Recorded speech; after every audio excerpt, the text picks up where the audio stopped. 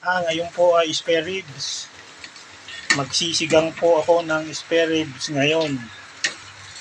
Ngayon, ilagay natin ang kamatis, sibuyas. Medyo labog na po ito.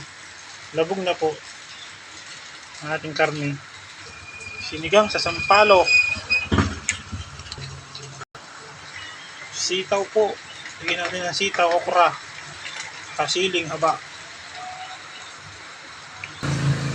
Labanos. Ilagay na po natin. Lagyan natin ng asin.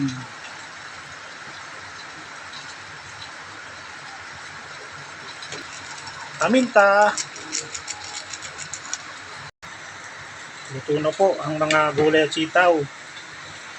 Kaya susunod ko na po ang kangkong.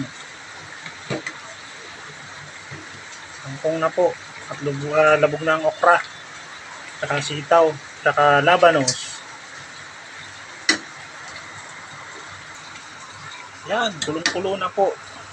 Ready to eat na. At labog na rin po ang kangkong. Sinigang na spare ribs. The best.